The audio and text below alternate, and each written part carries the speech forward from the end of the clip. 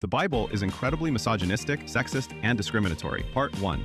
It is not, but, okay. 1 Timothy chapter 2. The context of this chapter is instructing worship. There are no specific rules for men, aside from the fact that they must pray with holy hands. But women are told exactly how to dress and present themselves before God. Verse 9 reads, I also want the women to dress modestly, with decency and propriety, adorning themselves, not with elaborate hairstyles or gold or pearls or expensive clothes. This leaves women with very little freedom of expression and is therefore incredibly restricting and controlling. The context of this should be quite obvious. This was referring to church and prayer when presenting themselves in front of God. And also, when was Timothy written?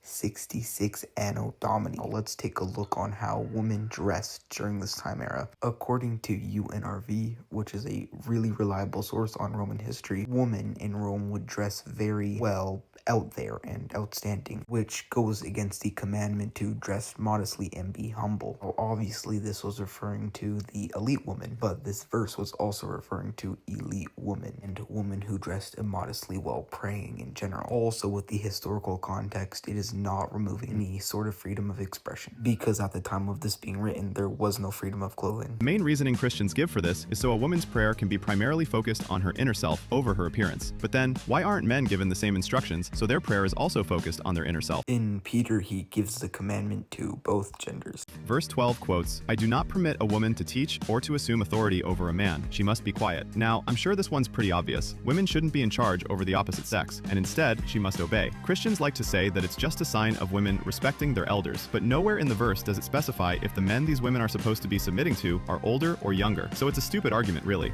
Now, let me ask you, what time period was this written in? 66 Anno Domini. They weren't permitting women who couldn't teach, because majority of women at the time couldn't read, write, or do anything like that. So hiring someone who was illiterate wouldn't be much of a help for schools or the church. And now, yes, they are called to appeal to authority within the church because the male is a priest or even the pope or any higher ranking individual within the church. But this is more so rooted in tradition than misogyny, since we are both equal in the image of God, just meant for different things. No matter the context, it doesn't erase the blatant misogyny right under our noses. Finally, verse 15 says, women will be saved through childbearing if they continue in faith, love, and holiness with propriety. This heavily puts all a woman's worth in her ability to bear children and reinforces patriarchal values. You just living off of the NIV version of the Bible? Because let's take a look at that verse in Greek. So the Greek on screen currently has a word that is not mentioned in the translation you used. This word is being used. It literally just means the. Now it goes in between through and childbearing, meaning through the childbearing, which arguably means it is referring to Mother Mary giving birth to Jesus. Another way this could be interpreted is that childbirth was extremely dangerous at the time, so women following this religion would feel a bit more at ease when giving birth, because that was another way they could be saved. And that's only in there now because we keep everything in the Bible. That has been there for centuries, so. Where women should be nothing more than a stay-at-home mom, as it is their duty to take care of their children and husband. This verse also suggests that without childbearing, a woman cannot be saved by God and is going against his will. It does not say that's the only way they can be saved. So you're just making stuff up now. Is this what the NIV version says? Because if so, I'm very disappointed. Which completely strips women of their right to have full control over their bodies. The Bible is incredibly misogynistic, sexist, and discriminatory. Part 2, Leviticus chapter 12. This chapter talks about purification after a woman gives birth. I will be comparing two different verses from this chapter. Verse 2 reads, a woman who becomes pregnant and gives birth to a son will be ceremonially unclean for 7 days, just as she is during her monthly period. Before comparing, you notice how a woman's period is called unclean? Why is it unclean if it's a perfectly normal bodily function, part of the menstrual cycle? It's ceremonially unclean, not actually unclean like the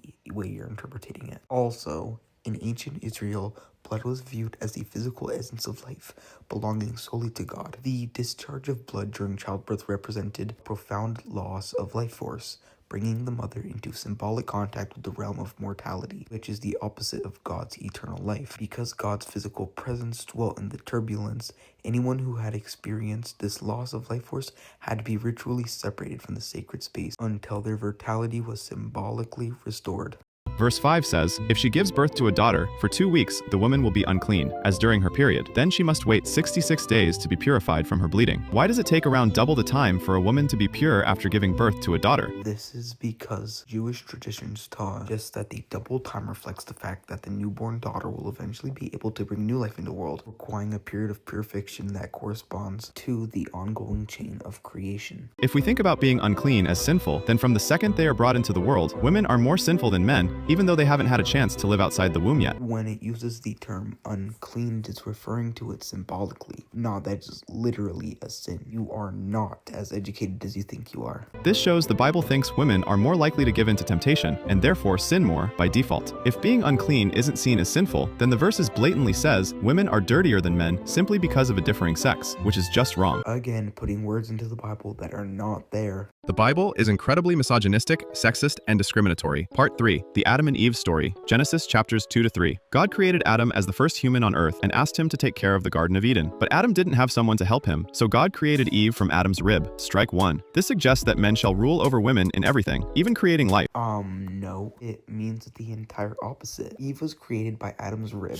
Happened to show that man and woman share the same human essence. Also, Adam didn't create the life, God did. Adam did not just make a human just from his rib. That was God's work. If Adam did turn Eve into a human from his rib, then yeah, your argument would be valid. As a woman is created from a man, despite the fact women are the ones that bring human life into the world. This also implies that a woman is nothing and can't live without a man, as men are a part of women, as Adam's rib is a part of Eve. Also, creating a woman to assist a man implies that a woman's main purpose is to serve men. It is why Eve was created in the first place, after all. We need to get into some IQ competitions with some birds. Like, what are your comprehension skills, bro? They were created to have equal companionship with each other. He was not meant to be a servant of Adam. If Adam didn't need help, Eve may never have been created. After Eve and Adam eat fruit from the tree of knowledge, God gives them lifelong punishment. Starting with Eve, along with painful childbirth, he says, "Her desire will be for her husband, and he will rule over her." Strike 2. This part of the verse does two things, makes being queer seem wrong. Obviously, the Bible is open about that. The Bible openly condemns queer acts, like many times. And reinforces patriarchal values. God has made these traits normal for women because of Eve's sinning, and making one of these things, desiring a husband, completely erases and invalidates queer people because the punishment states that women should want a husband, not a wife or anybody in between. Everything has a natural design. Now, going against that naturality would make it unnatural. So let me give you an example here. Phone charges for an example. The design, the natural design, is intended for this to go into here. This is the natural intended design. Why would we try to force something that is unnatural? For example, trying to force these into this is unnatural.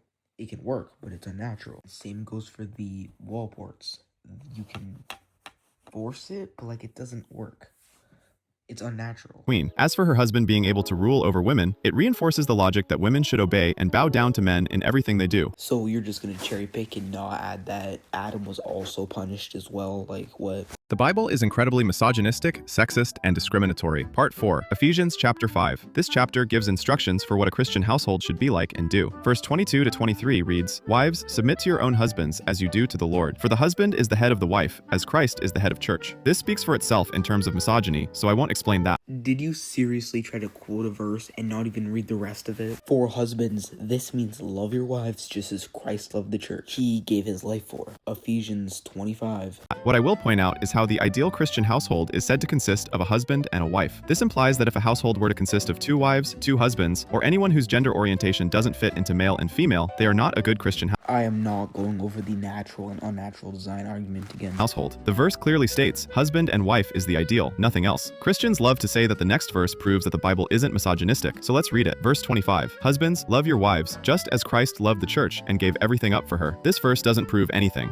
Are you a part of the bird species? Because your comprehension skills might be worse than one. Because you are not going to add that to Jesus. The church is of extreme importance. One of the most valuable things ever. It is literally commanded that that if it comes to it, that a husband shall die for his wife. as stated in the verse. Loving something or someone doesn't mean being equal to them. Take animals, for example. Us humans love animals and deeply appreciate all that they have given us. But do they have equal rights to us just because we love them? No.